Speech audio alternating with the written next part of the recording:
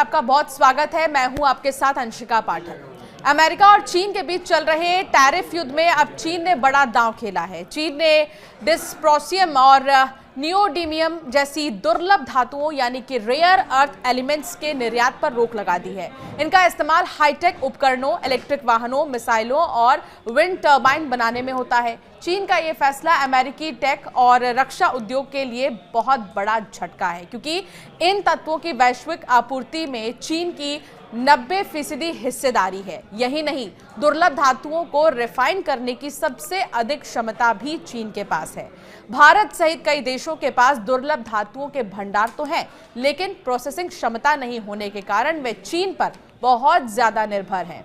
चीन ने 7 महत्वपूर्ण धातुओं जैसे सैमेरियम, गैडोलिनियम, इसके अलावा टर्बियम, डिस्पोरियम और ऐसे कई धातु को लेकर जो है एक्सपोर्ट कंट्रोल लिस्ट में इसे डाल दिया है। 2 अप्रैल से चीन ने इन धातुओं पर निर्यात प्रतिबंध लगा दिए हैं, जो केवल खनिज ही नहीं बल्कि तैयार मैग्नेट्स और अन्य प्रोडक्ट्स पर भी लागू होते हैं। अब ये धातु और उनसे बने प्रोडक्ट्स चीन से तभी बाहर जा सकते हैं जब उनके लिए विशेष निर्यात लाइसेंस दिया जाए, लेकिन फिलहाल चीन में लाइसेंस जारी करने की प्रक्रिया ढीली ढाली है। इससे कंपनियों में घबराहट है। रेयर अर्थ एलिमेंट्स एक समूह है जिसमें 17 विशेष धातुएं शामिल हैं। इनका इस्तेमाल हाई टेक्नोलॉजी मशीन्स जैसे कि electric motors, drone missile, jet engine, laser, computer chips, smartphones, electric वाहनों और सैटेलाइट्स के निर्माण में होता है।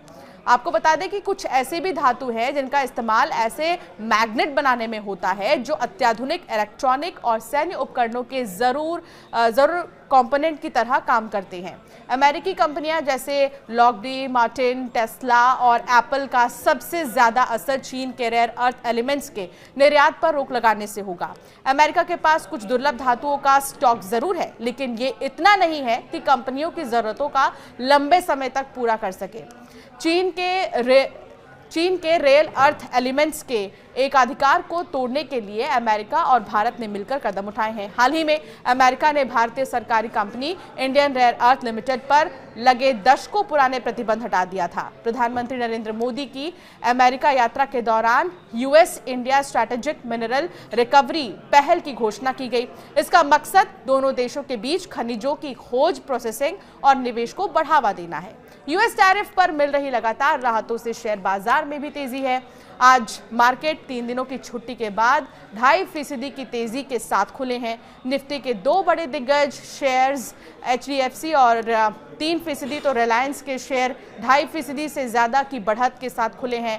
आज सभी सेक्टर तेजी के साथ कारोबार कर रहे हैं। खासकर ऑटो और फाइनेंशियल सेक्टर 2.5% की तेजी दिखा रही हैं। इसके अलावा रियल्टी और private bank, pharma, metal, energy समेत अन्य इंडेक्स भी 1% से ऊपर है। बाजार की तेजी को सबसे ज्यादा सहारा ऑटो और ऑटो कंपोनेंट्स कंपनियों के शेयरों से मिल रहा है, क्योंकि अमेरिकी राष्ट्रपति डोनाल्ड ट्रंप ने उच्च आयात शुल्क से जूझ रहे कार निर्माताओं के लिए संभावित राहत का संकेत दिया। शुरुआती सत्र में टाटा मोटर्स और कई ऐसे भारत फोर्ज और कई कंपनियां जो है इन शेयरों में 8% तक की तेजी आई। अमेरिकी राष्ट्रपति डोनाल्ड ट्रंप द्वारा 90 दिनों के लिए टैरिफ पर रोक लगाने से बाजारों में उत्साह है। साथ ही भारतीय रिजर्व बैंक द्वारा ब्याज दरों में 25 आधार अंकों की कटौती मार्केट के लिए काफी पॉजिटिव है। फिलहाल ये भी देखना बहुत ज्यादा महत्वपूर्ण होगा कि 90 दिनों के बाद जब ये रोक हटेगी टैरिफ पर, तो क्या फैसला डोनाल्ड ट्रंप लेते नजर आएंगे। लेकिन लगातार चीन की तरफ से भी रिएक्शंस अमेरिका पर आ रहे हैं। आपका क्या मानना है इस मामले में, हमें जरूर कमेंट कर बताएं।